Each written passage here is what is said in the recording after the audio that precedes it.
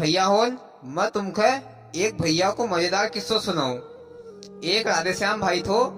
राधेश्याम भाई बड़ो ही मजाकी आदमी थो, पर ओमे एक खासियत थी कि ओकर रात में दिखातो नहीं थो। रात में ओकर रतौंधी आती थी। राधेश्याम भाई ससुराल जाए तो दिन भर में घूमी फिरी कर घर वापस आई जाए। दिन दिन में ससुराल जाए और रात होने से पहले लौटे घर वापस भी आई जाए। एक बार राधेश्याम भाई का ससुरा ने कही कि देखो पावना जी, अब तुम ससुराल जब भी आए नहीं तो रात भर का लिए आजो। आसो नहीं कि दिन भर बैठना का लिए आए है, जैसा हमारा घर में से कहीं को चले गए हो तो बैठना का लिए आए है। ससुराल आए तो रात भर का लिए आजो। राधेश्याम भाई ने सोचो कि वो तो भारी हुई हो रे, कभी मैं ससुराल में रात रुकी गयो तो हमारी तो पोल खुली जाएगी। ससुरा जी भी शर्मिंदा हो जाएगा कि मैंने 4 आंख से पावना का ढूंढो तो जबकि 2 आंख भी साबुत नहीं निकली। राधेश्याम भाई ने सोचो कि चलो ठीक है, अपना जयराम भाई के साथ में धरी लेगा। फिर दोई का दोई ससुराल गया। अब शाम को समय हुई गयो। अब राधेश्याम भाई का तो 2 ट्यूबलाइट बंद हो गया। सासू जी ने कही कि पावना जी हाथ पैर धोई का आई जाओ, रोटी की थाली निकाली दी है। अब हाथ पैर धोना के लिए सिल्ला थोड़ी दूर थी। राधेश्याम भाई धीरे धीरे गया। सिल्ला का साइड में एक गड्ढो खुदेल तो राधेश्याम भाई जाकर सीधा गड्ढा में ही गिर गया। अब गड्ढो भी 6 फीट ऊंचो तो चढ़ता भी नहीं आवे। राधेश्याम भाई के कि यो गड्ढो हमारे लिए खुदाया परसों तक तो यो गड्ढो नहीं लगा कि कल ही खुदवायो होगो। इधर जयराम भाई समझ गया कि राधेश्याम भाई स्टेशन भूल ही गया। जयराम भाई ने कही का साला से, अरे भैया अपना जीजा का तो हाथ पकड़ कर लिया हो, वो शर्मा ज्यादा है। सालो उठो और गयो तो देखियो कि जीजो तो गड्ढा में घूमी फिरी रहा है। साला ने कही, जीजा जी गड्ढा में कहीं कर रहा है। राधेश्याम भाई ने कही कि मैं गड्ढा को नाप ले रहे हो, कल मैं भी इतना बड़ा गड्ढा खुद दूंगा। फिर ओका साला ने हाथ पकड़ी कर राधेश्याम भाई के बाहर निकालियो। जब जिमना के लिए बैठा तो राधेश्याम भाई का बगल में ससुरा जी और एक बगल में साला जी और जयराम भाई जरा दूर बैठी गया। पर राधेश्याम भाई थाली की तरफ पीठ करी कर बैठी गया और ऊपर दीवार में फोटो की तरफ देखने लग गया। अब बेचारा कहीं दिखा तो कहीं है ही नहीं। ससुरा जी कहे कि पावना जी तुमको फोटो पसंद आई गई हो तो ले जाती रह जो, पर पहले जिमी तो ले। राधेश्याम भाई झट से समझ गया कि अपन उल्टी दिशा में बैठे छे। फिर राधेश्याम भाई ने झट से अपना मुंह फेरी लियो और जिमनो चालू कर दियो। सासू जी ने खीर बनाई थी। राधेश्याम भाई खीर मचकाए। धीरे से एक कुत्ती आई गई और राधेश्याम भाई की थाली में खीर खाने लगी। राधेश्याम भाई भी खीर खाए और वह कुत्ती भी खाए। तो जयराम भाई के कि अपना राधेश्याम भाई का देखो, अपनी साथ में कुत्ती बिल्ली कोई भी जिमना के लिए बैठी जाए तो ओखा मना नहीं कहे। तो राधेश्याम भाई झट से समझ गया कि अपने साथ में कुत्ती जिमी रही है। राधेश्याम भाई ने कही कि भैया वो तो मैं हमारा ससुरा जी का कारण डरी गयो कि उनकी घर की पालतू कुत्ती आए, एका लिए मैंने एका भगायो नहीं। कभी मैं भगाई देतो तो ससुरा जी का बुरो लग जातो। ससुरा जी ने कही, नहीं नहीं पावना जी तुम तो भगाई दो या तो आवारा कुत्ती आए। फिर धीरे से सासू जी पावना का खीर देना के लिए उठी तो पावना जी को लगियो कि कुत्ती फिर से आई रही है खीर खाना के लिए। राधेश्याम भाई ने उल्टा हाथ को कसकर जो झापड़ो दियो। सासू जी पूरा अंगना में ऐसी घूमे जैसे झालना देती होए। सासू जी का एक ही झापड़ा में भूतनी बनाई दी। ससुरा जी ने कही कि पावना जी यो कई करी रहा। तो जयराम भाई ने कही, एक अवघर देव आए है, कोई भी बिना पूछे पसंद जाए है तो ओखा आसो झापड़ो मार दे है। ससुरा जी ने कही, तो इनसे कही का देव पास ले जाओ। देव का तो बतई लाया है, विधि चल रही है। 2 अमोस तो नहले लाया है, 3 अमोस नहलानो और बाकी रह गयो है। ससुरा जी ने कही कि पावना जी जब तक तुम्हारी विधि पूरी नहीं हुई जाती तब तक ससुराल में रात मत रुक जो। और किस्सो खत्म। एक बार गांव की बाई होल देवी जी का मंदिर में पूजा की थाली लेके पूजा पाठ करना के लिए जा रही थी तो रास्ता में बे बाई होन के एक छोरी ने देखी लियो।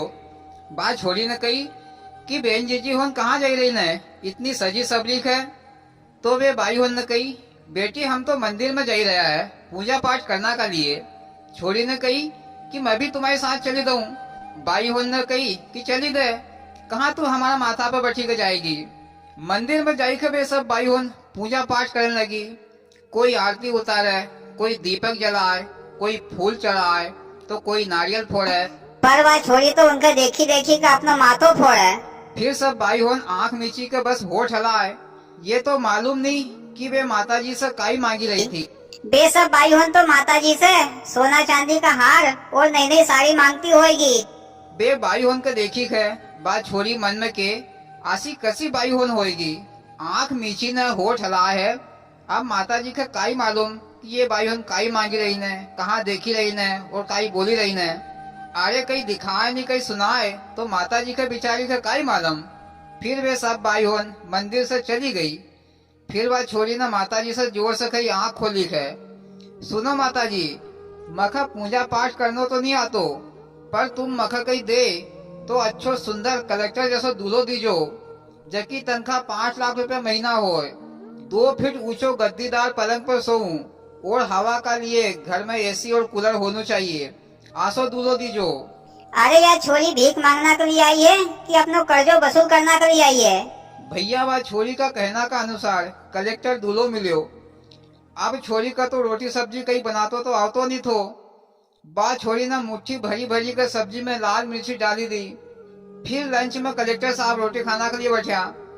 एक कोल मुंह में लियो और मुंह से धमजाल छूटन लगी तो कलेक्टर साहब का आंख और नाक में से पानी बही के सीधो मुंह में आने लग्यो। तो बात छोरी ने पूछी, क्यों जी, आपकी आंखों में आंसू क्यों आ रहे हैं? कलेक्टर साहब ने कही, ये तो खुशी के आंसू है। अरे इतनी ज्यादा खुशी हो रही है कि आंखों में समा नहीं रही है, इसलिए पानी बनकर बाहर निकल रही है। फिर से बात छोरी ने कलेक्टर साहब से पूछी, अगर ऐसे ही मेरे हाथ का खाना 1 महीने तक खाते रहोगे तो तुमको क्या मिलेगा और मुझे क्या मिलेगा?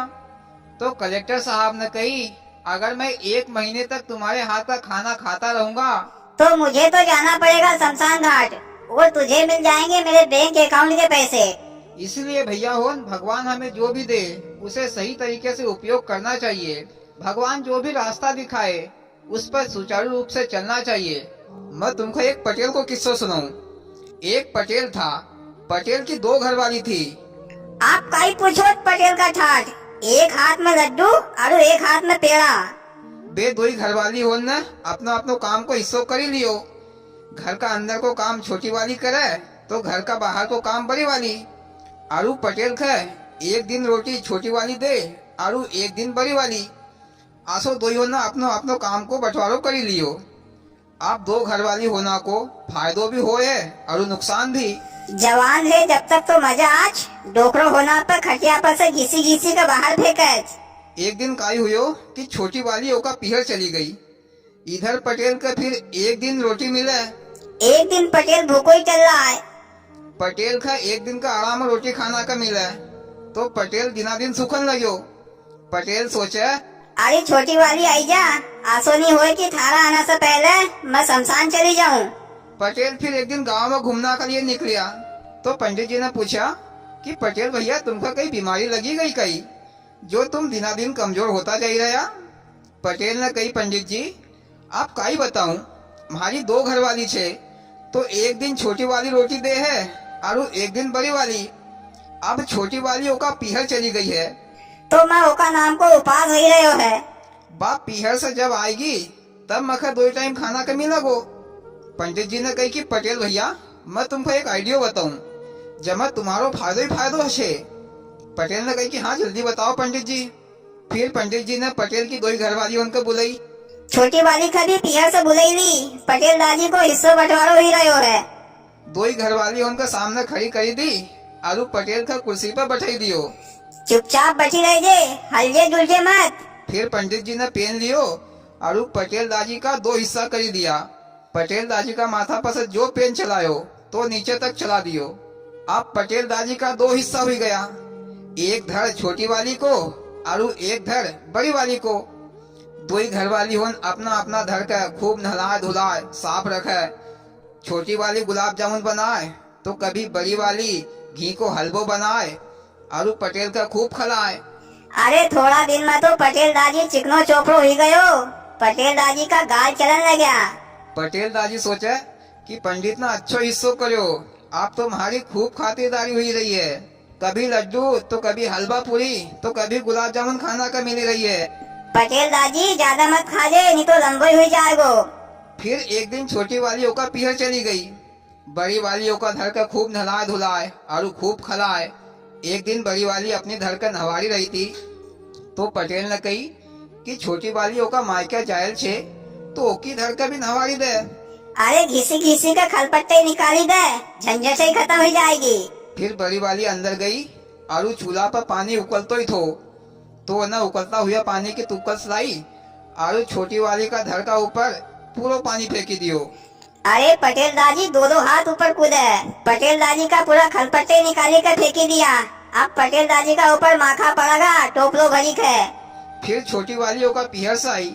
पटेल दादी ने कही, देख बो, तू थारा पीहर चली गई थी तो बड़ी वाली ने थारी धर को काई हाल करो। छोटी वाली ने कही कि मैं 2-4 दिन का लिए पीहर काई चली गई, तूने हमारी धर का खलपट्टा निकाली दिया। आप तू देख मैं थारी धर को काई हाल करूं, थारी धर का आसी बिगाड़ूंगा कि दिल्ली बम्बई का डॉक्टर भी इलाज नहीं कर पाएगा। फिर छोटी वाली ने पटेल को हाथ पकड़ो और कमरा में ली गई और किवाड़ की साकल लगाई दी कि कई बड़ी वाली आई नहीं जाए कमरा में। और कमरा का अंदर चूल्हो जलतो ही थो। पटेल दादी के नीचे फेंकी दियो और वो की छाती पर लात धरी दी। फिर चूल्हा में से 4-6 जलता हुआ लक्खड़ निकालिया और बड़ी वाली का धड़ का ऊपर रखी दिया। पटेल दादी 4-4 हाथ कूदन लग्यो। लोग तो मरना का बात पंच लकड़ी दे है, पर ये तो जिंदा की बालन झुकी है ने। भैया 2 घरवाली करना में मजा कम और चिवड़ा ज्यादा पड़ा है। आदमी ने कभी भी 2 घरवाली नहीं करना चाहिए। और किस्सो खत्म। वाह मोदी जी, क्या मजेदार किस्सो सुनायो, सुनकर बड़ो ही मजो आयो। और भैया हो तुमको कसो लगे मोदी जी को किस्सो अच्छो लगे हो तो प्लीज वीडियो को लाइक और चैनल को सब्सक्राइब जरूर कर जो। भोलेनाथ सबके साथ।